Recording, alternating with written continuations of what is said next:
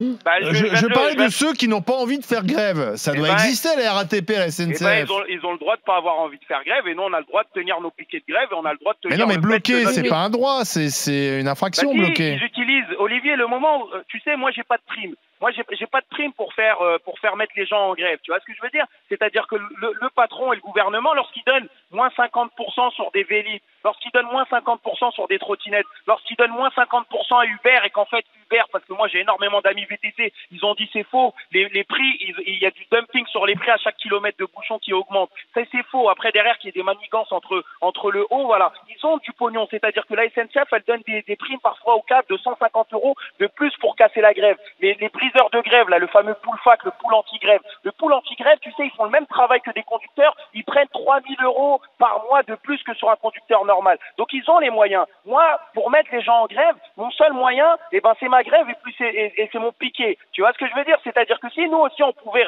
acheter les gens pour leur dire, bah tu sais, toi le prolo qui est en galère, parce que moi je les vois, tu sais, hier j'ai vu des collègues et on a discuté avec eux qui ont repris certains le travail. Il y en a un, il m'a montré sa facture de copropriété. Il m'a dit, Anas, je dois sortir des charges de copropriété, 383 €. Qu'est-ce que tu veux que je lui dise? Mais moi, si j'avais les primes, oui, mais Olivier, si moi j'avais les primes de la SNCF pour lui dire, bah tiens, comme la SNCF qui donne 150 balles de plus pour quelqu'un qui tire un train, et ben moi je te donne 150 balles pour que tu puisses tirer. Donc nous on n'a pas beaucoup de solutions. C'est pour ça que vous faites moi, des caisses. Je le répète, le piquet c'est l'ADN du mouvement. Il y a des caisses en ce moment là qui circulent. Tu vois, du coup, Anas, ça donne une idée, c'est qu'en fait, vous n'avez pas tellement confiance dans votre mouvement de grève en fait, et qu'il est finalement peut-être un peu fragile, et que à un petit noyau, vous avez certes la capacité de blocage, mais est-ce que vous êtes suivi par la majorité? Ça, c'est peut-être moins sûr, parce que si tu étais tellement sûr de ton truc, tu laisserais finalement bosser ceux qui peuvent en disant, regardez, c'est qu'une minorité, la majorité est avec nous.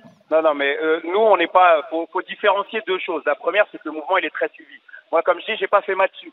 Mais tu sais, à la RATP, il y a 40 000 agents. À la SNCF, il y en a 140 000. Si on partait même du principe qu'il y ait 100% de grévistes dans les deux entreprises, ce qui n'existe pas, si on partait de ce principe-là, ça ferait 180 000 salariés. Lorsque tu as quasiment 1,5 million selon les syndicats et 800 000 selon la police, et allez, moi je coupe la poire en deux, disons au moins 1 200 000 personnes dans la rue. Reste bien devant le téléphone. 1 200 000 Effectivement, tu n'as pas fait maths sup. Voilà, 1 200 000 personnes, lorsque tu as uniquement 180 000 cheminots et la RATP, il faut comprendre que ce n'est pas uniquement un mouvement de la SNCF et des cheminots. Lorsque tu as 70% des 900 000 profs qui sont en grève le 5 décembre, et ben faites le calcul de 70% sur 900 000. D'accord.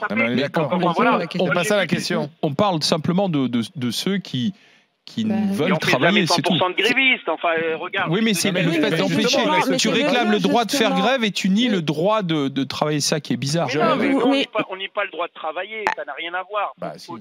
Si, Anas, vous faites pas les gens de l'entreprise et les gens qui ne sont pas. Tu sais, moi, il y a un collègue, on a fait une grève locale. Mets-toi bien devant le téléphone. Ouais, je suis bien devant le téléphone, désolé. Mais ce que je disais, on a fait une grève locale il y a à peu près 2 ans. Il y a 2 ans, après plus de 32 jours de grève, on a obtenu 1 000 € de primes et certaines choses. Et ben le collègue, il vient, il te nargue à la fin. Il dit, bien joué, machin, merci pour la prime. On lui dit, ouais, mais au moins essaie de reverser 50 € ou 100 € dans la caisse de grève pour celles et ceux qui ont perdu quasiment 1 500 € durant la lutte. Nous, les 1 000 €, on l'a obtenu pour l'ensemble des salariés. Mais on dit, essaye de donner au moins 50 €. Tu sais ce qu'il m'a répondu? Il a dit, moi, je vous ai rien demandé. Je lui ai dit, donc, t'es content de prendre les 1000 balles, mais tu veux pas redonner 50 €. Je lui ai dit, rends les 1000 € à la SNCF. Il a dit, bah non, on me les a donnés, pourquoi tu veux que je les rende? C'est-à-dire qu'à un moment donné, des jaunes, comme on les appelle, dans tout l'ensemble des entreprises, ils existent. Et il est hors de question qu'en fait, moi je tolère que pour l'avenir de mes enfants, l'avenir des travailleurs et des travailleuses de ce pays, qu'on soit dans le public ou dans le privé, et ben pour une minorité en fait qui double le service,